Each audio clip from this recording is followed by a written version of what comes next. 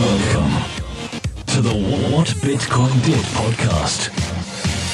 Hi there, welcome to the What Bitcoin Did podcast. This week is my final interview that I recorded while I was at Consensus in New York and is with Trevor Koverko, the CEO of Polymath. Before I begin, and for full transparency, as some of you know, I am an investor in Polymath. I bought the token. I really like the project. It is something I am very excited about. And because of that, I did reach out to Trevor and said, I will be in New York. Could you meet for an interview? Which he was happy to do. But yeah, you should know I am an investor in the token. One of the reasons being is that while crypto and blockchain technology is very exciting, we are still to see a real killer application, ones that are used at mass scale. I know things are growing, and sometimes, you know, like with the .com era, I don't think people really thought it would be search and social. I think people thought it'd be e-commerce. And perhaps here with blockchain and crypto, it will be something else that we hadn't prepared for. And I think asset tokenization and security tokens are actually a big potential for the technology. So yes, I'm very excited about it. I'm excited the way it modernizes existing systems and processes for raising capital and issuing shares. But I also like the way it creates more of a level playing field for investors, in that if you raise money in crypto for a project, you're opened up to a quite wide and broad liquidity pool of investors from all over the world. So I think it's very, very exciting. There's still lots of things for it to be solved. I think you'll find with the interview, I do have some questions for Trevor. I think the primary one is going to be around liquidity for trading tokens. But, you know, I don't think that'll be a problem. I think that will be solved. So yes, Polymath is something I'm very interested in, and I intend to hold my investment for quite some time. A few other things to update you on. So I've started work on my own project, a platform which I'm working on, which is kind of exciting. I tweeted out quite a while ago that I don't really read white papers, which upset a few people. Sorry, but I don't. The reason being is they are often really too long. I just don't have the time to read a 50, 60-page white paper to understand what the project is about. And often I find it quite, some of them are really technical and it's really hard to understand it. So I often do my research elsewhere and look at other resources. And in doing so, I'm also finding contradictory opinions on projects. So I have decided to work on a platform which will help investors research projects. So this platform is going to be called Open Paper. I'm currently working on a very limited test MVP, which will allow users to review white papers, highlight parts of the text and create discussions, also create TLDRs around the white papers for those who have a limited amount of time. It's very early days. I don't know how it will do, but, I'm going to give it a go, see what happens. Should have a first test product out in a couple of weeks. It is going to be invite only. I want to avoid shillers and I want to avoid spammers. So it's going to be an invite only platform, certainly for the early days. So if you're interested in what I'm doing here, if you want to take a look, please do head over to www.openpaper.io, where you can register for beta access. And you can also join the Telegram group I've created, where I will be sharing updates. And I'll be doing that quite transparently and open to new ideas from anyone. So yeah, please head on over there. And then there's a couple of other ideas I'm kind of working on. So one is for another odd podcast. I'm running with the idea of The Outliers, although I know there's a book being created of a similar name, but that's kind of the general idea. I kind of want to do some interviews which are a bit broader than crypto. I've been lucky to meet some great people, and I really enjoyed my interview with Lynn Ulbrich, which wasn't really about crypto, even though Bitcoin was to do with the Silk Road. So I want to do a few more of those. So that will be a separate project. I'm going to share that out. I hope you might be interested in that. The working title website is www.theoutlierspodcast.com. Go there if you would like to register interest. I might keep the name, might not. And I am also potentially working on a documentary, which I can't talk about too much now, but it could be quite exciting. Apart from that, please do support the show if you like it. If you love the show, if you listen to it regularly and you want to help out, please do head over to iTunes and leave us a review. It really does help with our listing. 5 stars, hopefully, if you think it deserves it. Follow me on social media. I do use that to spread the reach of what I'm doing. It's very, very helpful to me. So I'm on Twitter, Medium, Instagram. I'm at What Bitcoin Did on everything. And if you reach out to me, I will most likely reply to you. You can head over to my website, which is www.whatbitcoindid.com, where you can see my blog, a couple of articles I'm working on at the moment to get out soon. And you can also access my training course. And also, you can share the podcast out with your friends and family on social media. I know lots of you do this, and every single time I really appreciate it. Okay, so I've spoken for way too long there. So let's go on to the interview with Trevor. I hope you enjoy it. It is a bit shorter than most interviews, as Trevor had a limited amount of time because he was so busy at Consensus. So I do hope in the future I will be able to catch up with him and do it again sometime. If you have any questions, you can email me. My email address is hello@whatbitcoindid.com, and I pretty much reply to everyone. So yeah, if you've got any questions, feel free to drop me an email. Okay, I hope you enjoy the show. Hi, Trevor. How are you? I'm amazing. Yeah, I got the energy going from this crazy week so far. It's been a lot of fun. Thanks for doing this. What have you got out of the conference so far? It's like 3-4 days of just mayhem. Everybody is excited. There's a good buzz, good energy in the air. Lots of deals getting made. Lots of pitches. This is kind of the mecca of crypto right now. Everybody who is relevant pretty much is in the building. Right. I said to you before we start, I'm not going to do the origin stuff because we've got a certain amount of time. It all started back in... But I've got so many questions for you. I put out a couple of tweets before earlier today. Beyond Bitcoin, it's the single most project I'm most excited about. From everything I've looked at because of the use case and the size of the market. And also, I put a bold prediction that I think you'll be a top 10 market cap coin, which I know is a bold prediction, and could even see you taken out of Ethereum. What gets you so excited about this sector? It's a very ambitious project. We have made no mistake about that. But it just started, not to get into the origin story, but it's very organic. It started just of us trying to solve our own problem, and we realized that there's just this massive opportunity. And we've been crypto people for 6, 7, 8 years now from the very beginning, and it just is such a natural use case. Financial products, Wall Street, function better as tokens, and we think the world will be a better place as we continue to distribute this technology. Okay, so I had a play with the platform this morning, various bits of experience, things I liked, and things I didn't entirely get my head around. So I've got a few questions around it, but can you first explain what the ST20 token is for anybody who won't know or wouldn't have heard of it just yet? ST20 is our standard, and without getting in too deeply into the mechanics, it's a way for us to kind of tell the world that this is how we think a proper security token should be done.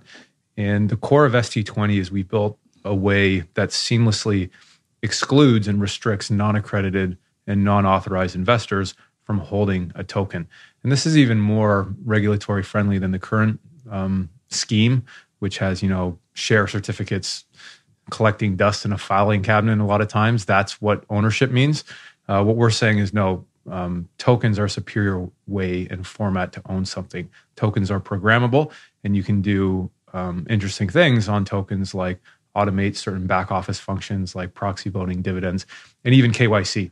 You can actually put identity in the smart contract itself, and that's something that we've tried to standardize with ST20. So I'm going to jump forward because that brought up a couple of questions I had. How do you enforce who can own the token? Well, technically speaking, in a literal sense, we programmatically restrict non-authorized investors from trading. But I think the point you were getting at is our network. And that's kind of what we're innovating on, is taking KYC, know your customer. It's also known in some countries as broker dealership, some kind of gatekeeper for who they say they are. There's a lot of very strict regulations, especially in the US, about this. What we're saying is we want to decentralize that. We want a network of independent KYC providers. Some may be well-known, some not. But they're the gatekeepers that decide which Ethereum address is attached to which identity. And that's the key for, in my opinion, for security tokens to really become mainstream.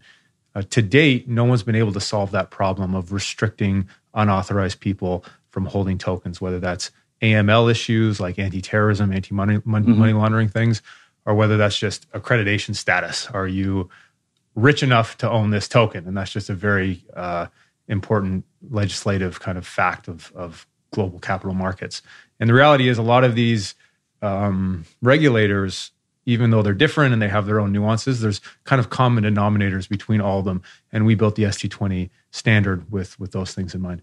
Right. So if I was to hold an ST20 token and I tried to transfer it to another Ethereum address, it wouldn't be able to be transferred if they're not accredited. If you're not on the white list that the issuer manages, so the person that's raising money, launching the token, they're the ones with guidance from their legal counsels, with help from their KYC provider.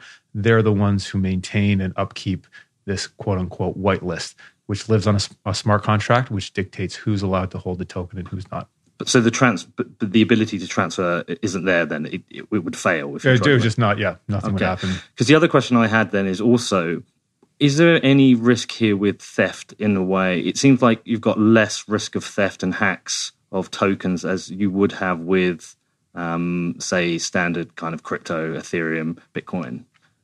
Yeah, I think that's a very interesting discussion. I mean, that's a custody question is who is in control of the private keys. And there's kind of not a debate, it's more like a continuum of you have convenience on one side. So that's like Coinbase holding your private keys, but then like you don't have to store them, you don't have to secure them. And on the other side, it's like taking a very deep security protocol of cold storage and private key management and multi-sig. So the bottom line is it's up to the user, it's up to the issuer how they want to manage that. We're also looking at insured third-party custodians who can help our bigger institutional clients store their crypto in a secure way. But generally speaking, this is kind of an evolving aspect of the security token ecosystem. Okay. What is the potential size of the market for this? Yeah, I say, pick a number between 1 and 100 and put trillion next to it. And that's the size. It's really any financial product, pretty much top to bottom, in my opinion, functions better as a token than it does in its current legacy state. And stocks, bonds, real estate, mortgages, derivatives, we're talking really an unlimited market cap. There's no point of me just saying quadrillion. It's just kind of meaningless, but big enough for some serious improvements and disruption in the current financial apparatus. It seems like one of the best real use cases, and that we have a lot of these utility tokens where we're yet to find out if they're going to be economically profitable and if they're going to work. It was one of the things I was chatting to somebody about recently was with the dawn of the internet, everyone just thought it was e-commerce and people didn't foresee search and social being the thing to actually drive the internet forward. And it feels like with this, you've actually found an actual use case where you can save people money, you can make things more efficient. Yeah, no, absolutely. To kind of add to that, there's a few different things going on. There's efficiencies, there's running your business more efficiently, saving money, automating your back office. Like I said, smart contracts are a lot better than, other financial kind of infrastructure things like settlements and clearing and KYC even. But at the end of the day, what we've noticed is that there's a couple main reasons why an entrepreneur or a business or an issuer would want to tokenize an asset or launch a token in exchange for capital. And actually, let me just make another point on that is there's two types of use cases that we're seeing. There's, I already have an asset. I have a house. I have a real estate fund. I have artwork. I have whatever, and I want to tokenize it in its existing form and then enjoy the benefits tokens have over the current share structure. The other way, and this is the way that we're kind of focusing on to start, is you have an idea. You have maybe an existing business, or maybe you have a structure for a fund that you want to launch. You would come to Polymath, launch your token, and then issue it in exchange for capital. So you would use it as a way to fundraise.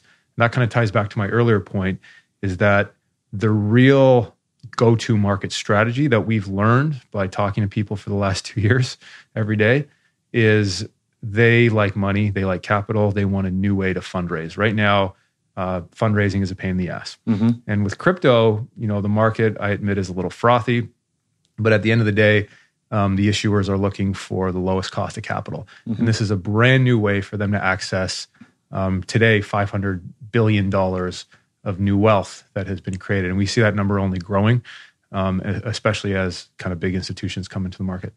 Right. So could you also see that this would then also potentially be a competitor to the likes of Kickstarter and GoFundMe, in that you can fund any kind of project, whether, because it seems like, yes, you've got the real estate covered and you've got share structures of businesses, but actually, could you raise money for anything on this?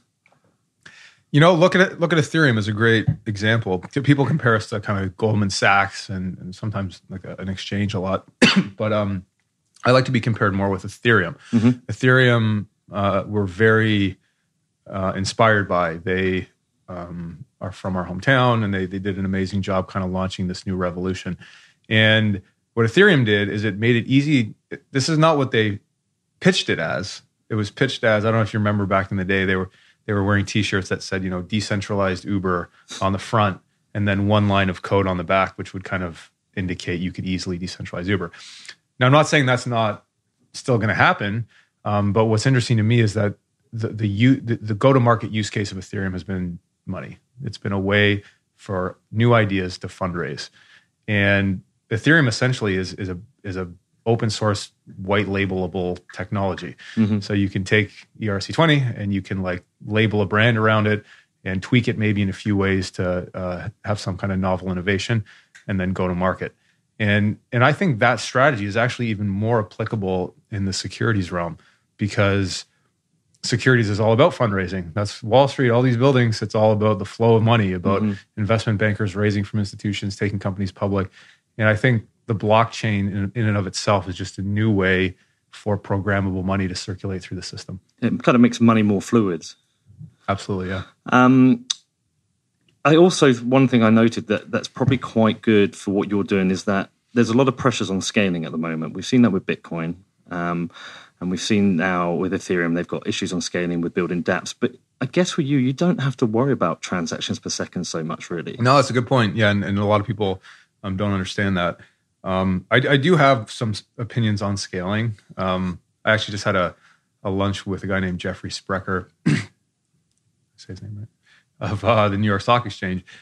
And scaling is a big thing for him, because he's thinking, if we're going to leverage blockchain, we got to do thousands, or if not tens of thousands, transactions per second, and Bitcoin does like 5 or 10 or something. So yeah, I get it for like high frequency stuff, for payments. It's definitely a consideration. I honestly think it's going to be solved. For me, it's a matter of if, not when. We have, like, take Ethereum. It's got by far the biggest network of developers volunteering their time. These are some of the smartest people in the world thinking about this problem. And look at all the solutions and proposals out there with Raiden and Lightning with Bitcoin, sharding. Like there's literally dozens of new proposals out there. So it's for me, it's going to happen. And if anyone's going to do it, I think Ethereum has the best chance. They have kind of the first mover advantage in a way, and they have this kind of network effect where, in moat, in a sense, like all like Etherscan, all these OTC markets, all these wallets, like they already have ERC20 and Ethereum baked in. And I think it's going to be hard for even a slightly faster technology to get that same kind of traction. So, but it's not something that you guys have to, it's not going to hold back what you do, the scaling. No, and my kind of vision for this has always been to be blockchain agnostic. And now we're seeing a lot of other exciting kind of interoperability layers coming out, like Aeon and Polkadot and Rootstock, and they're kind of tying a lot of these chains together. So it might become a moot point in the future where the chain is kind of irrelevant. But at the end of the day, we will do what's best for the community. In a lot of ways, the community drives the decisions of Polymath and also our users. So our issuers, our investors, our KYC providers, our legal professionals, everyone within the network is going to have a say on what chain to use and what chain not to use. Okay. So I had a go this morning. I'm going to talk you through my experience and then some thoughts I had. So the overriding feeling I had is that there's probably businesses that can be spun off this who can actually help companies set up in use the system, because even using something like MetaMask is going to be quite complicated for some people who want to have to issue tokens from it. Do you foresee companies becoming almost consultancies or service providers, or are you intending Polymath to have a professional services section? Yeah, no. So just a couple things on that note is we, when we launched earlier this year, we launched the protocol. We launched the back end. It was live. It was out in the wild, and the token was powering the network. So back in those days, it was hard to use. Like, there was no interface. It's kind of the way ERC20 is. Like, you just have like a GitHub repository and you go from there. So for us, we thought it was important to build interfaces, and we call it an application layer on top of the base layer that makes it easy for people to interact with the back end. So just a very obvious analogy is, iOS. It's a very elegant way that your grandma can use the software. She can just point and click, and then the thing does what you'd expect it to do. So we take pride in that. We want to be known as the best UX innovators and distributors in blockchain, because we know guys and girls on Wall Street are not necessarily developers, and they're not going to know how to learn Solidity or learn, Python or Node.js. They're going to have to use a layer like the ones we're building to interact with blockchain. So we're very big on distributing our technology through really elegant interfaces. Okay. And I should also say that this interface that you use today, so we literally launched in time for Consensus for the announcement on stage. We got it out the door. This is the first iteration of what our front end interface will look like. So it all works. It all integrates with blockchain. There's still necessary things like using MetaMask, which is a browser extension to communicate with the blockchain, and those things over time I think will get smoothed out. But right now it's a reality. Yeah, no, I'm assuming there's a lot more to come. So I'm not sure that really answered my point. What I was saying is, say a fund wants to use Polymath, they want to create a security token on there. They may come to it and think, right, this is quite complicated in terms of setting up and using it. They might not be tech people. They might not be crypto. Yep. Is that a service that you might provide as a professional service, or do you see businesses actually providing professional services? No, totally understood. So with one quick point before that is we know the hard way without something like this, it's even harder to do a token launch. You have to do all the legal, you have to do all the tech, you have to do all the biz dev and all the marketing.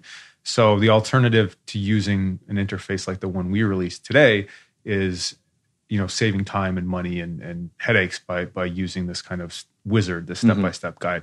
But absolutely, just to cut to the chase of your question, we're encouraging and partnering. We have signed deals with, I'd say, dozens of partners at this point. Some are agencies, some are advisory businesses, some are exchanges, some are marketing firms. And part of kind of our interface is building a dashboard. You might not have gotten to that part in the process, where you can actually apply with one click to some of our partners that can help with various aspects of this. Yeah, no, I saw that. I was almost thinking it's the step before that's the person that guides you through the whole process, because they could sit in their office and set it up, but they might want somebody to do it for them and manage it for them. Almost like you get a web development company to build your website. You might have somebody to, what I saw is potential agencies or consultants who actually help them run the process. Yep. Almost like you've got companies help run ICOs now. I'll to be clear on that, we call them quarterbacks internally. So they kind of quarterback the deal. And you're absolutely right. That's a very crucial aspect of doing a successful sale, is finding, some that exist today. Element Group we're close with, they're great. DNA Group, they're both out of LA. And those are people that kind of say, come to us and we'll quarterback, we'll oversee your sale. And that's exactly what we intend to do, is have kind of as one of the first steps, apply to some of the reputable advisory businesses, launch, here's your pitch deck, try to get approved. And then once they do, the advisory businesses holds the issuer's hand throughout the process. I should also say we have our own internal advisory doing just that as well, called Matador. And this is an arm's length business that sole job is to help high profile issuers it's like training wheels getting them through the process, because they might get a little intimidated with some of the decentralized parts. One of the things, I don't know why, I imagined the interface would have legal frameworks for what you're doing baked into it, but actually it really is it's a platform for the token, but you actually have to choose the partners to work with. So for someone like me who doesn't understand, is that because you can't create a wizard for the legal structure of a token? Does everything have to have full documentation and lawyers? You can, it's something we're definitely working on. Right. The community is working on.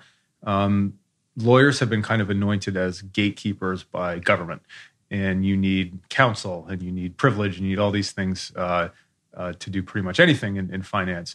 So what we're doing is we're actually working with law firms to streamline that process even more and to create templates. This is all in our white paper, and making it so that our native token Poly incentivizes all these independent third parties to take action towards a common goal.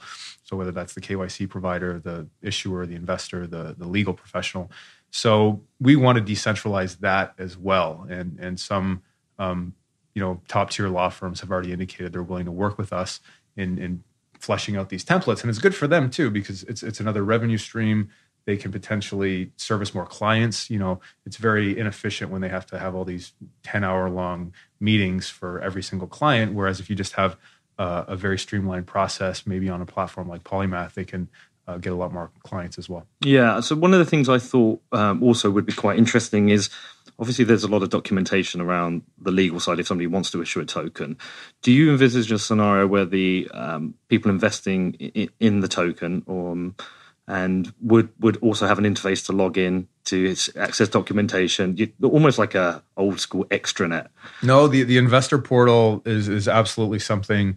We're working with some really qualified people to build out our investor portal. And I should point out, there's a lot going on Polymath, but there's kind of two aspects of our organization. We have the core protocol team, which is working on the base layer, the back end, and making this whitelisting concept we have commercialized and stable, and that's all they do.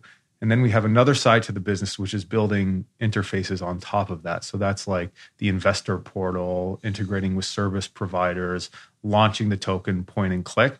That's not really decentralized tech. That's interfaces. That's building stuff on top of the blockchain. So a lot of the stuff we're talking about today is the latter, is our Toronto team that's building all these interfaces that interact with the protocol. But absolutely, we intend to be rolling out a lot of portals and we have a lot of different stakeholders in our ecosystem. So all of them need their own kind of custom tools and software, and one by one we're creating it for them. I guess my questions are just pointing to areas of your roadmap. So when I created my Peatcoin, I noticed there is a network of providers. That's very cool. How is that working out? And how are people coming to you, or are you marketing out to them? Is there a lot of interest? Yeah, I should say part of the inspiration behind this wizard or dashboard, as we call it, that you did, is we have just this pent up lineup of really high quality demand, and we don't know what to do with it. We've had thousands and tens of thousands of businesses and issuers sign up saying they want to launch a token. So what we had to do is figure out how can we create a scalable way, in an automated way, for people to create a token in a self-serve way. We do not want to become a Goldman Sachs. We don't want to become a service business. We want to become a decentralized technology company. So that means we have to find ways to service all these people in an efficient way. So everything we do is around how can we launch as many security tokens as we can. We have three main metrics at the firm internally. One is how many ST20 tokens have we launched? Two is how many dollars worth of crypto have been raised on those tokens. Okay. And three is what is the daily volume of all of the tokens within the Polymath network. Okay. So those are the three keys to our success. And look, we're not the issuer per se. We're just the technology layer. But this is kind of how we track the health of the ecosystem. Just like someone looking whether to invest in or purchase an Ethereum token might look at how robust is the ICOs on Ethereum, and that's like a data point they would use to help make their decision. Have any actually been launched yet on the platform? No, yeah, just the token wizard that you looked at today is kind of us launching our official testnet. Okay. And we're also kind of working concurrently with a lot of issuers through the process through our advisory business. So you can expect a batch of them to be released in the near future. And when do you think you will go live with your mainnet? We don't have an exact date right now, but we've been kind of because we have the protocol layer baked out and working well. It's not going to take a super long time. So I'll get back to you with an official date when we're ready to announce. Brilliant. I mean, people can keep an eye on that anyway. Yeah. Okay, so the next question I had is when I created my token, I had my options to raise in ETH and Poly. So is there any plan to make that wider to allow other, could you raise in Bitcoin on it? Yeah, we want to really remove friction whenever we can. And the issuer is the one that we're obsessed with serving. I think ultimately we want our native token Poly to become kind of a currency within the ecosystem. And just like when people raise Ether for their sale and they have to go buy it on the open market to participate, that's something we're looking at potentially kind of encouraging our issuers and our investors on the network to use. And we think we have a few tweaks of how raising around in Poly makes more sense than raising it in Ether. And why is that? Well, our token, if you look at what ERC20 is, it's a set of 6 functions. And it wasn't really proposed by the Ethereum Foundation directly. It was a community-driven thing. A guy named Fabian Vogelsteller out of Germany said, hey, we should probably agree on some set standards that we can agree on. And then sure enough, the community adopted it. And what we've done is we've taken kind of those 6 core functions and added several others of our own that are more amenable to security tokens. If you look at kind of Vitalik, the genius that he is, he didn't necessarily create Ethereum to help businesses raise cash. Like that could have been one use case, but that's exactly what we're focused on is kind of the B2B use case. And that means we had to kind of modify a bit of the smart contract that tokens launch on top of. So for us, we think that those additional functions that we've created mesh well with securities regulations globally. It's the ability to restrict who can hold the token. And that's one of the reasons I think people will consider raising in Poly. Interesting. One of the things that came to mind when I was looking at it is actually it's moved into a more regulated market. One thing I think some people might struggle with is volatility in crypto, which we haven't got away from yet.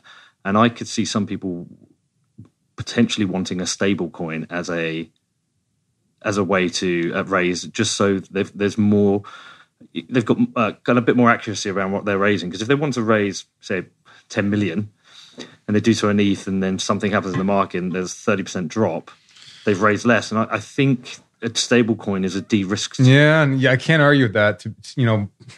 Part of my argument was that, when Ethereum launched, no one wanted Ether, right? It hadn't, no one knew what it was. And why would I force my investor or purchaser to buy Ether when they could just buy Bitcoin, which is a lot more stable and widespread. But over time, as it becomes bigger, I think the volatility settles down a little bit. And Ethereum became eventually an ICO currency, and people kind of are happy with it as it is. But you're absolutely right. The volatility is very stressful for both the buy side and the sell side. And it'll be interesting to see if the stable coins really become the glue that kind of, and if that does happen, you can be sure that Polymath will adopt kind of the most reputable ones.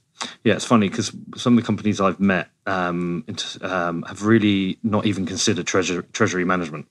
And I've met companies that back in 2016 raised $1 million and by mid 2017 had like 60 million. Yeah. But the opposite has occurred for some people who've raised 30 million and at some point they've got 15 million. And treasury management is something I don't think. I'd never heard of it until I got into the sector, but a lot of these people aren't aware of. And I think that's one of the big risks here for anybody raising funds. I don't think there's a question in that. Yeah, no, it's a very poignant thing just to talk about that because, what do? Do you diversify? Do you arbitrarily just invest in other funds that diversified, you liquidate to fiat. I think a lot of people rightfully see crypto as really the currency that other things fluctuate against. But in reality, when there's tens of millions of dollars on the line evaporating in a day, that's no way to run a business, and that's scaring away institutional money. I think that's one of the things we want to do with Poly is if you raise your fundraise in Poly, we're encouraging you to be able to liquidate that to fiat right away. We're not going to lock you in to Poly. We're going to say this is a way for you to fundraise. Now you can get US dollars and go on a shopping spree, go invest in startups, go buy real estate, whatever it is you want to do. So we don't want to create friction where it's unnecessary. If you want to liquidate it right away, then volatility is not a big deal. As soon as it comes in, you can liquidate it in real time, and then you've taken that kind of uncertainty off the table. I've looked also very briefly at T0. I know you're fans of those, and that's going to be an exchange for security tokens, as I believe. But will those exchanges also support wider crypto? Will you be? Are they? Because I've not looked enough into it. If you were selling your security token on T0, will you be doing it for fiat or would it be for crypto? Do we know that? Yeah, it's going to be a case by case basis. There's lots of we're on the front lines here, so we see literally, I don't want to say dozens, but quite a few emerging security token exchanges. And all that means is that they're a normal crypto exchange, but they also have a license, specifically an ATS license, which the SEC hands out. So it's just a matter of time, again, that these become functioning and these become kind of widespread. But it's true that right now there's not a lot of liquidity in the security token ecosystem. And that's a huge problem because once you issue all these tokens to investors and you accept their cash, what are they going to do with it, right? It's just kind of sitting there in an address doing nothing. So once these exchanges come online, you'll be able to trade them potentially. And one thing that we're trying to do at Polymath is have our tech integrate directly into the top upcoming security token exchanges.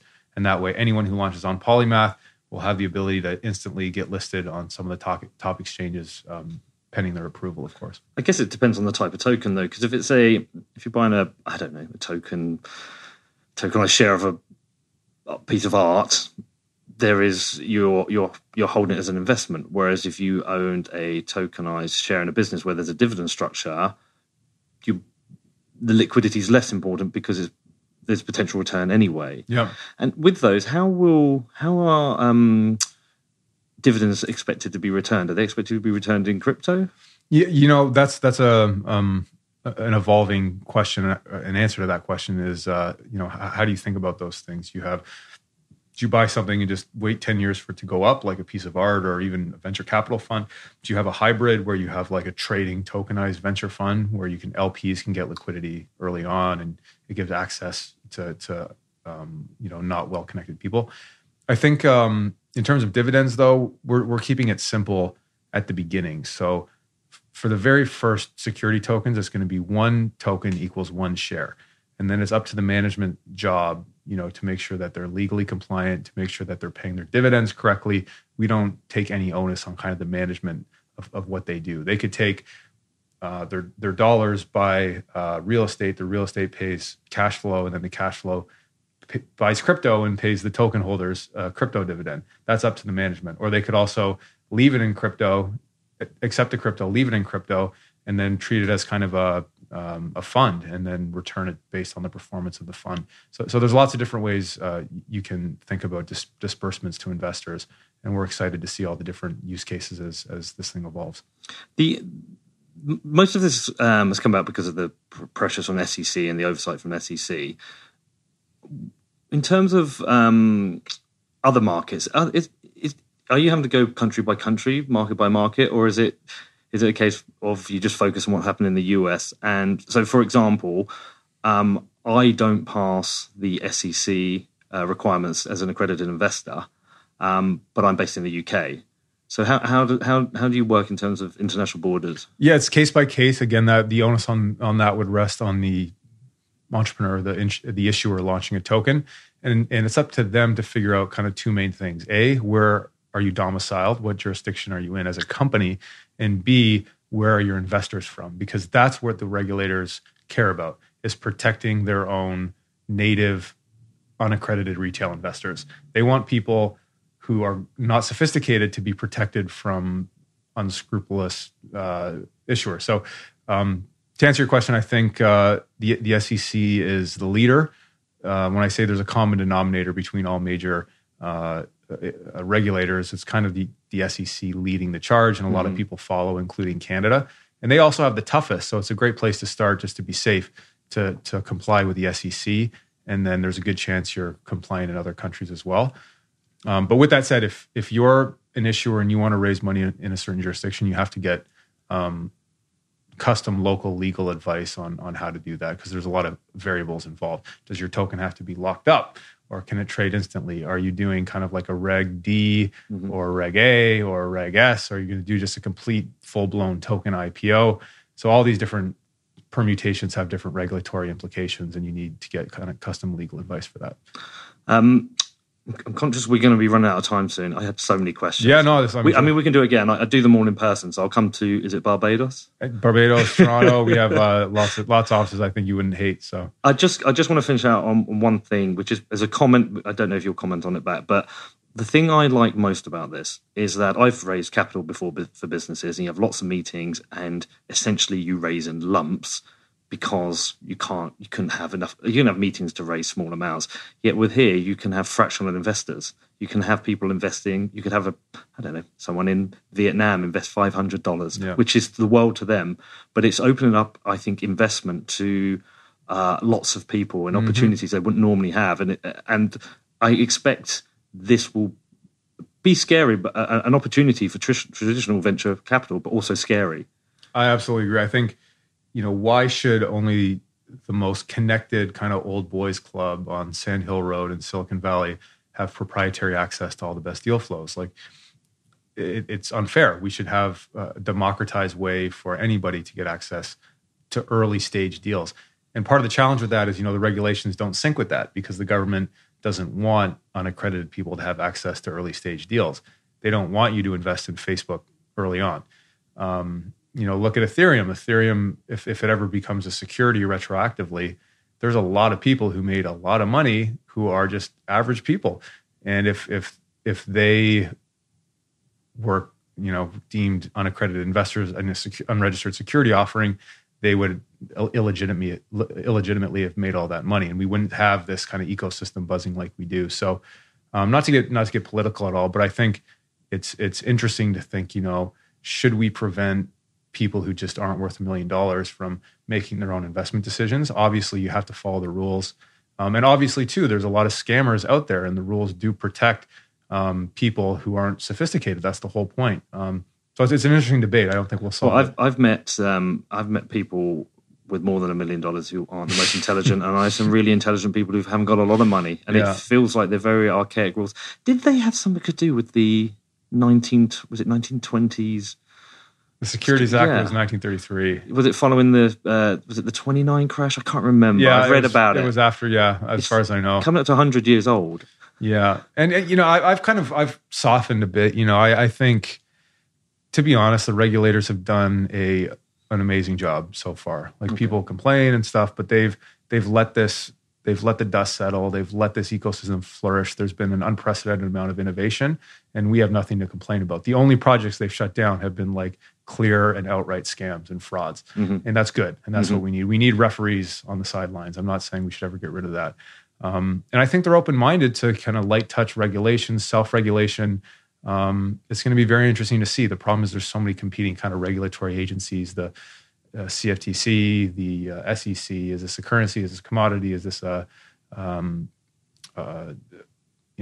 what is it exactly? It doesn't fit in a box. So I've become, I used to be my eyes would glaze over about regulation, but it does get kind of interesting once you see how crypto kind of interfaces with it. And we're right at the heart of it. How can we, I'll make one more point. A lot of people say, you're launching a security token. What are the regulators going to say? Well, in my experience, they're very open and encouraging of it. They're like, oh, you guys are innovative, you're crypto, but you're also respecting the integrity of our existing legislation. And I think, that's an important point, because the regulators, not only do they want to protect retail investors, but they also don't want to stifle innovation. It's kind of like a dual mandate that they have. And this is a great way for them to kind of walk the middle line by allowing security tokens, encouraging them. On the one hand, it's respecting existing legislation and protecting investors. And on the other hand, it's still allowing some innovation to flourish. So I think this year is going to be the catalyst to when security tokens really take off. The market, 500 billion is nothing or whatever it is today. I think that's just the tip of the iceberg. If one New York hedge fund on this street that we're sitting on right now decided to tokenize, it would double the crypto market overnight. So Incredible. This is still, just a little sliver of even just the U.S. Banking system. So I can't wait to see where we go from here. Great. Well, look, I'm conscious you've got a lot on. If people want to find out more, where should they go, and who do you want to hear from, and how should they get hold of you? Polymath.network. We have different channels depending if you're an issuer looking to raise a security token, or you're a regulator or a legal professional or a KYC provider. So that's kind of the homepage. My email's on there too for whatever reason. And I appreciate your audience and your time. Brilliant. Thank you. Great to meet you.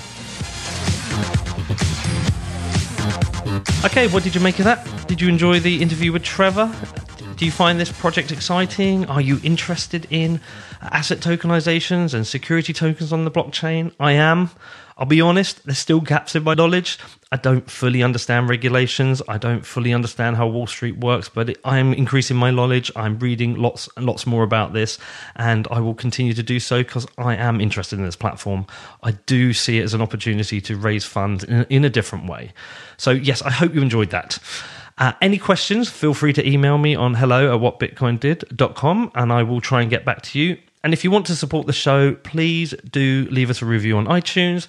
Please do share it out with your friends and family. And please do follow me on social media. And just a reminder of the other two projects I'm working on.